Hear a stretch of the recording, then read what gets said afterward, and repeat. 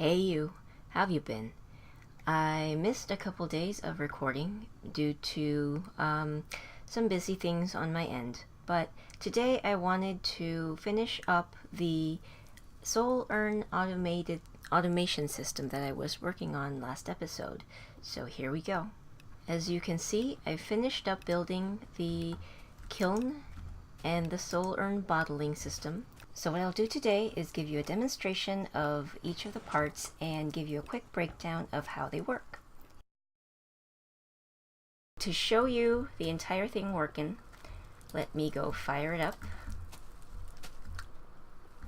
Alright, oh, I do have clay blocks in there. Alright, so all I need to do is start up the power. There we go. And while that's working, let's go see the kiln in action as well. So unfired pottery, place it in there, and when the timing is right, it spits out. It takes about 8 to 9 ticks. Oh, there we go. 9 ticks of that turntable over there for this to be finished cooking. And as you can see, it follows the water flow down here and gets dropped off in here. The setup is actually quite a simple one, with a place for the pottery to be fired in and a block dispenser dispensing the yet uncooked pottery into that slot, and a, what's this called? A sticky piston pushing out finished pottery into the water trough so that it would get collected in the hopper. The dispensing and pushing mechanism is identical to the pottery making system we have over here in the left, so the wiring itself is identical as well. The only thing that is different for this system is the timer. Now, if you recall from last time, I set the timer so that there were 9 blocks in the first dispenser and 4 blocks in the second. So 9 times 4 being 36, and the entire pottery making system would run on a 36-tick timer. Well, when I calculated the time it took for the pottery to fully cook in the kiln, it took about 8 to 9 ticks of this turntable. So if I only had 9 wool here as I previously did, I was very close to it. It was rather risky. Sometimes the piston pusher would push out the pottery when it was still not fully cooked, and of course we can't have that. I changed it up so that there were 12 slabs in this dispenser and 3 here. So this pottery maker is still working on a 36-tick timer, while the pottery cooker runs on a 12-tick timer. So we have a little wiggle room after the pottery is finished cooking, so that even if some hiccup causes this hibachi or the kiln to start up later than the system over there, we will have enough time for the pottery over here to be fully cooked. Now I have a hopper placed here with soul sand. So this is the soul extractor basically, and so I need the soul urn to be placed right underneath this hopper.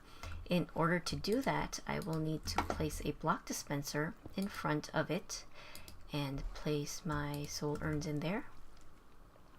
Now when the urn is finished, actually let's just place one right there for now so we can have a better idea of what's going on. Now when this urn is finished bottling the 8 souls as they come down the water trough, I will have them kind of follow a stream like so into that pit. What I need is a buddy block to see the block update as this urn drops off and send a redstone signal to this block dispenser to tell it to spit out the next soul urn in its inventory. Now the problem is that this buddy block is going to recognize two updates. One is this soul urn dropping off, and two is the next soul urn being placed here. So in order for this buddy block to send only one signal, in order to make it send only one signal to this dispenser, we need to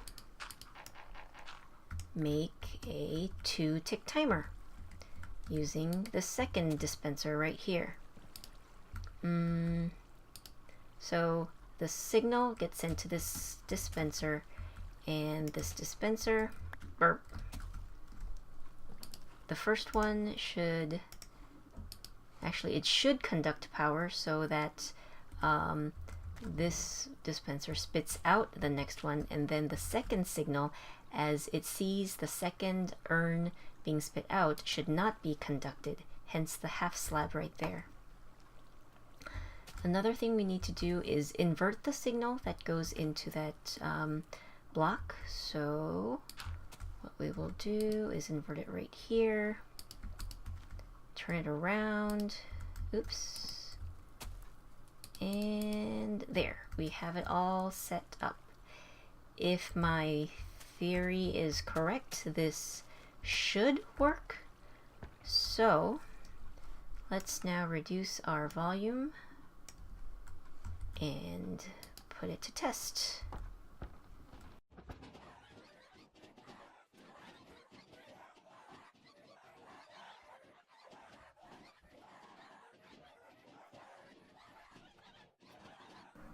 Nope, didn't work. It didn't send out the second. Oh, what just happened there? I do not know what happened. Something updated this buddy block, and I do not know what it was. Oh, I see. The mechanical power that's, yeah, as I turn the system on and off, the mechanical power is updating this block so that it's not working the way I thought it would. Be right back. Alright, I've moved things around a bit so the mechanical power isn't interfering with the buddy block anymore, and from the couple times I've knocked this out manually, it seems to be working. But let's see if the soul urn bottling is functioning properly as well. So here goes.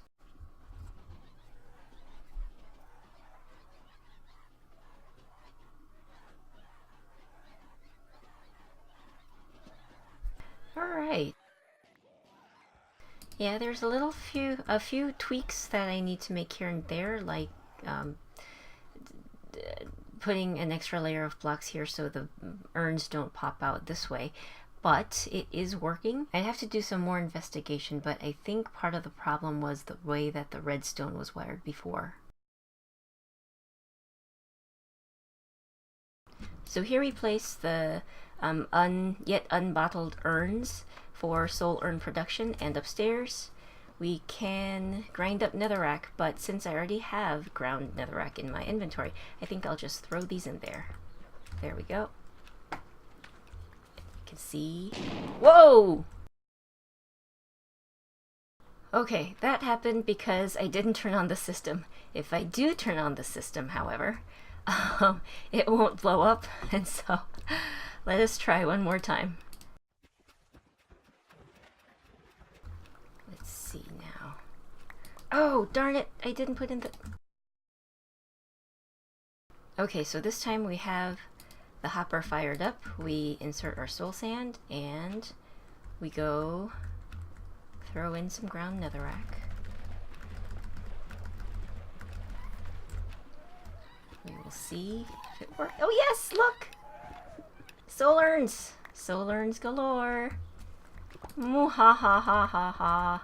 Awesome! In order to finish up this entire project, I want to do just two more things.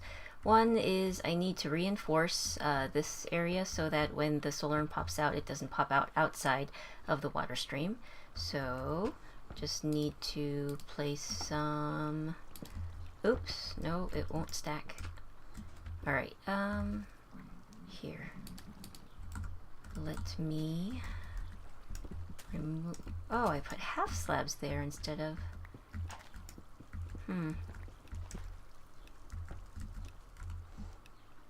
Alright. I'll leave that there actually because I want this side to be slightly less elevated. And just reinforce it on this side. So I guess I'll put wooden planks there. Perfect.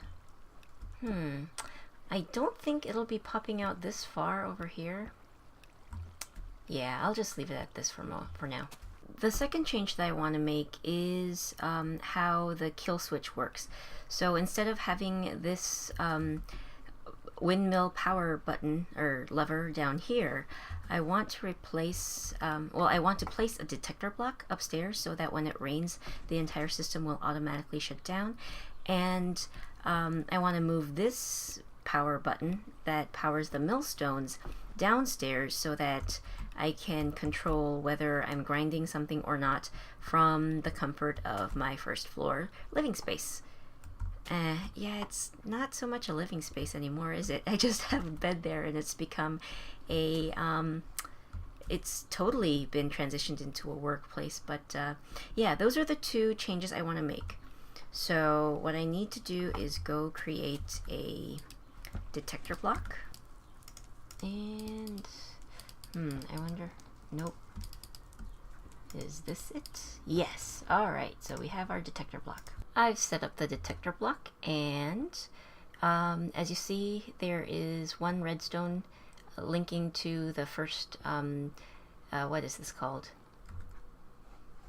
Gearbox right here, and then a redstone torch just hooked up to this lamp here. So as you can see, if it starts to rain, power is sent to that gearbox. It stops the mechanical power from being sent to the rest of the system, and the redstone lamp turns off. And voila, here is the powering system for the millstones. I just linked up redstone powering wiring from downstairs up to this gearbox right here. I wanted to aim for this one because this is the gearbox responsible only for the millstones, while that gearbox over there is linked up to the hoppers downstairs. I wanted the hoppers to be running at all times, so I didn't run any risk of the gearbox, or the hopper downstairs, blowing up in my face again. So as you can see right now, we don't hear the millstone running, but these hoppers, these two hoppers, and the saw is being powered. And let's turn on the millstone to check that it works.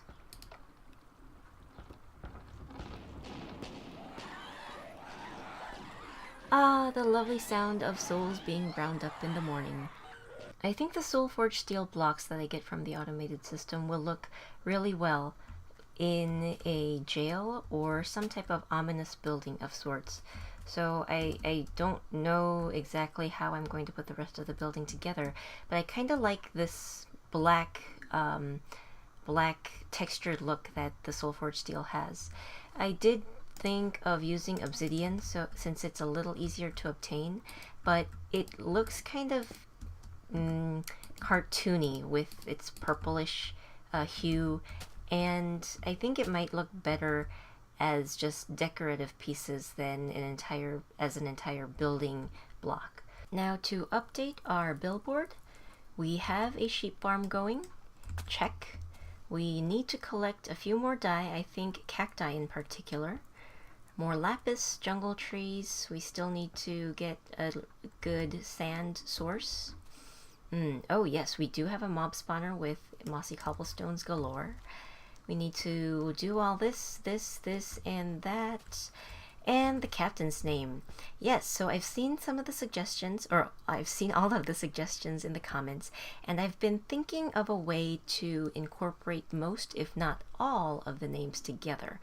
And I think I'm pretty close to a conclusion now, so I'll be covering this in a future episode, so look out for that one. So that concludes our mini episode for today, and I'll see you next time with a proper one. Bye bye!